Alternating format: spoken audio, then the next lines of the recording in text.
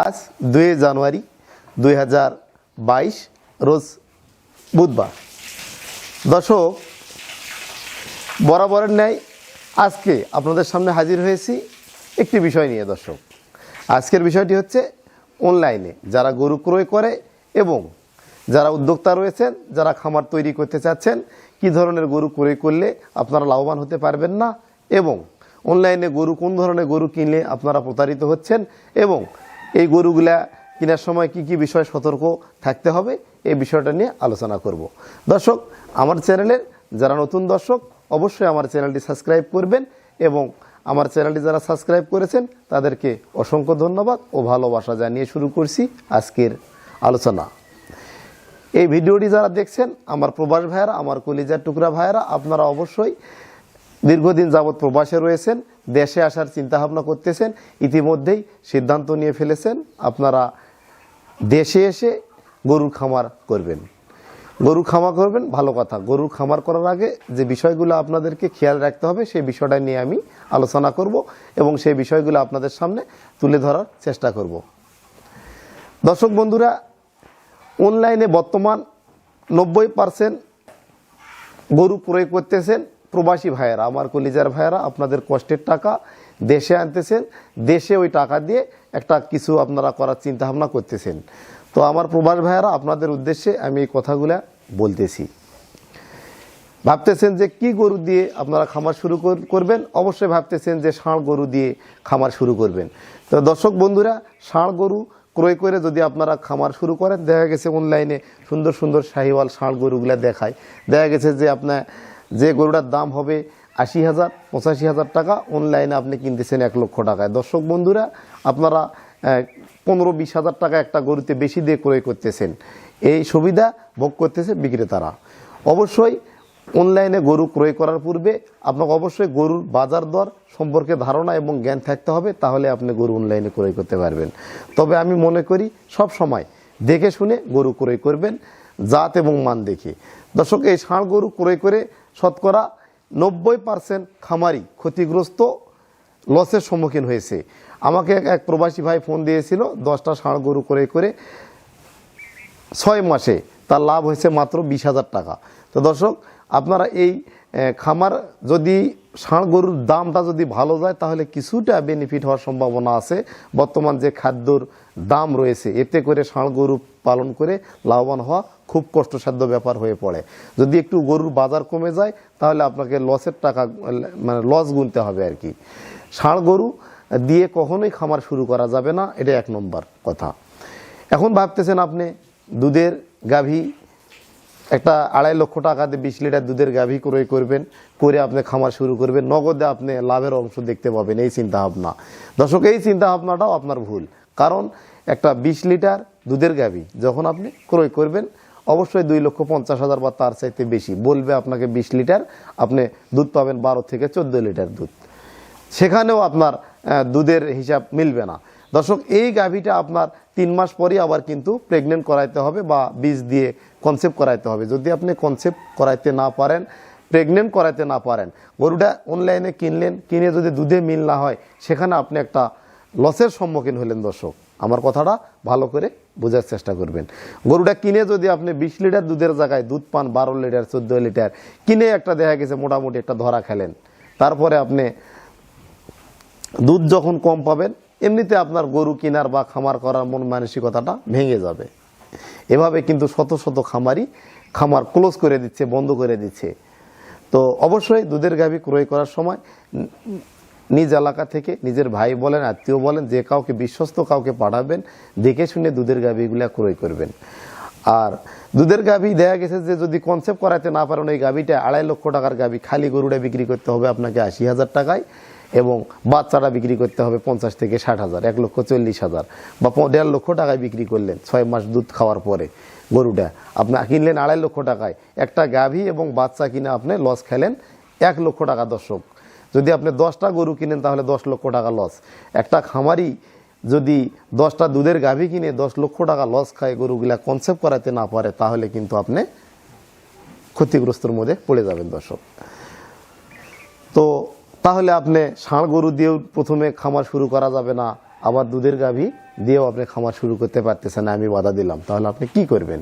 কোন ধরনের গরু কিনে আপনারা লাভবান হতে পারবেন? দর্শক বন্ধুরা, এবারে সেই বিষয়টা নিয়ে একটু আলোচনা করব। তো আপনি এবারে সিদ্ধান্ত নিলেন যে বকনা, ভালো জাতের ভালো পার্সেন্টেজের বকনা কিনে খামার শুরু করবেন। ভালো বকনা পাবেন কোথায়? অনলাইনে বিভিন্ন ধরনের ইউটিউব চ্যানেল রয়েছে, বিভিন্ন ধরনের ব্যবসায়ীরা আপনাদেরকে আকৃষ্ট করতেছে, ভালো মানের বকনা দেখাচ্ছে। আসলে বকনা যখন ক্রয় করবেন তখন দেখবেন যে আপনার ফ্যামিলি থেকে বাধা, আপনার আত্মীয় স্বজন থেকে বাধা, যে আপনি বকনা কিনলে হয়তো লাভবান হতে পারবেন কিনা সন্দেহ আছে, বা এগুলা কনসেপ্ট করাইতে পারবেন কিনা সন্দেহ আছে। এবারে বকনা কনসেপ্ট করাটা যতটা সহজ, একটা গাভী কনসেপ্ট করা অনেক কঠিন। একটা গাভী যখন আপনি ক্রয় করেন, দেখা গেছে শিং শেষে দেয়, দিয়ে 5 বিয়ান 6 বিয়ান দিয়ে দিছে, সেই গাভীটাকে আপনাকে প্রথম বা দ্বিতীয় বিয়ান বলে চালিয়ে দিল, আপনি নতুন লোক বুঝলেন না, এখানে একটা ধরা খেলেন। এখন বকনা কিনবেন, বকনা যদি আপনি কিনেন, দেখা গেছে লট আকারে 10টা বকনা নিলেন, সেখানে আপনি 2টা বা 1টা বকনা ভালো পেলেন, বাকিগুলা খারাপ, তাহলে এখানে আপনি বকনা কিনেও প্রতারিত হচ্ছেন। তাহলে আপনি করবেনটা কি, কোথায় যাবেন? সেই সমাধান দেওয়ার জন্য আমি হাজির হয়েছি। দর্শক, আপনারা অবশ্যই বকনা বাছুর কিনে লালন পালন করে ডেইরি খামার শুরু করবেন, এতে করে আপনারা লাভবান হতে পারবেন। আমি আপনাদেরকে শিওর দিলাম, কখনোই আপনারা ক্ষতিগ্রস্ত হবেন না। এবং কোন ধরনের বকনাগুলা কিনবেন? দেখা গেছে যে মায়ের রেকর্ড দেখে 20 লিটার 22 লিটার 25 লিটার দুধ হয়, এ ধরনের বকনা সংগ্রহ করতে হবে আপনাকে নিজে দেখে শুনে। যদি এ ধরনের বকনা আপনি সংগ্রহ করতে পারেন, তাহলে আপনি বকনা দিয়ে খামার করে লাভবান হতে পারবেন। তাহলে ভালো বকনা আপনি কোথায় পাবেন? ভালো বকনা আপনাকে কে দিবে? ভালো বকনার সন্ধান অবশ্যই আপনাকে বকনার জাত এবং মান সম্পর্কে বুঝতে হবে, যে কোন বকনাটা ভালো। ভালো জাতের বকনা চিনার উপায় আমি ভিডিওতে দিয়ে দিছি, এটা লিঙ্ক আপনাকে ডেসক্রিপশন বক্সে দেবো, আপনি দেখে নেবেন যে ভালো জাতের বকনা কোথায় পাওয়া যায়, কিভাবে কিনবেন, কিভাবে চিনবেন। ভালো মানের বকনাগুলার জাত মান পার্সেন্টেজ নিয়ে আমার আলোচনা করা হয়েছে অন্য ভিডিওতে। তো দর্শক, যারা ভিডিওটা দেখতেছেন, অবশ্যই এই ভিডিওটা সম্পূর্ণ না টেনে দেখবেন, এতে করে আপনারা এখান থেকে কিছু শিখতে পারবেন, জানতে পারবেন। আর অবশ্যই বিশ্বস্ত প্রতিষ্ঠান, বিশ্বস্ত ব্যক্তি থেকে অবশ্যই আপনাকে বকনা ক্রয় করতে হবে। অবশ্যই 20 লিটার দুধ হয় সর্বনিম্ন, এ ধরনের মায়ের রেকর্ড দেখে বকনা আপনাকে কিনতে হবে। তাহলে আপনি এই বকনাগুলা লালন পালন করে একটা ডেইরি সেক্টরে আপনি অগ্রসর হতে পারবেন। যেমন বাংলাদেশের একজন সুনামধন্য ব্যক্তি জাহাঙ্গীর ভাই, উনি খামার করেছিল, 9টা বকনা বাচ্চা দিয়ে শুরু করেছিল, 90,000 টাকা দিয়ে। ওনার আজ বিশাল খামার, কোটি টাকার সম্পদ, প্রায় ভিডিওতে বলি। তো উনি যদি বকনা দিয়ে খামার শুরু করে খামার তৈরি করতে পারেন, আপনারা কেন পারবেন না? অবশ্যই আপনাকে বকনা দিয়েই খামার শুরু করতে হবে, ভালো জাতের, ভালো মানের, ভালো পার্সেন্টেজের। অবশ্যই বকনা বাচ্চা দিয়েই আপনার খামার করতে হবে, এটা ছাড়া আপনার বিকল্প রাস্তা নাই। তো দর্শক, আমার কথাগুলো আপনারা এই ভিডিওটা না টেনে সম্পূর্ণ দেখবেন A to Z, তাহলে আপনার ধারণা হবে, জ্ঞান বাড়বে, অভিজ্ঞতা হবে। এবং আমি একজন ব্যক্তি কয়জনকে ভালো জাতের বকনা দিব, কয়জনকে আমি এই প্রতারণার হাত থেকে রক্ষা করব, আমি সব সময় ভালো জাতের বকনাগুলা চিনার উপায় নিয়ে আলোচনা আপনাদের মাঝে করে থাকি। আপনারা সব সময় ভালো জাতের বকনাগুলা দেখবেন, দেখে শুনে কালেকশন করার চেষ্টা করবেন। তো দর্শক, ভালো জাতের বকনা দিয়ে যখন খামার শুরু করবেন, তাহলে আপনি খামারটা টিকিয়ে রাখতে পারবেন। তাছাড়া দুধের গাভী কিনলেও আপনি একটা লস খাবেন, ক্ষতিগ্রস্তর মধ্যে পড়বেন। ষাঁড় বাচ্চা দিয়ে যদি লালন পালন করে খামার শুরু করতে চান, সেখানেও আপনি লস খাবেন, ক্ষতিগ্রস্তর মধ্যে পড়বেন।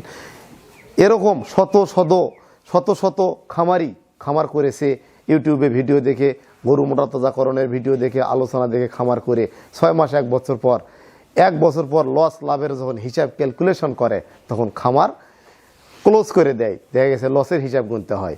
যখন দুধের গাভীগুলাকে প্রেগনেন্ট করাতে না পারেন, একটা 2.5 লক্ষ টাকার গাভী 3 মাস দুধ খালেন, 4 মাস দুধ খাওয়ার পর আবার কনসেপ্ট করাতে হয়, কনসেপ্ট করাতে পারলেন না, রিজেক্ট গাভী কিনে আপনি খামার শুরু করেছেন, আপনি সেখানেও কিন্তু ক্ষতিগ্রস্ত।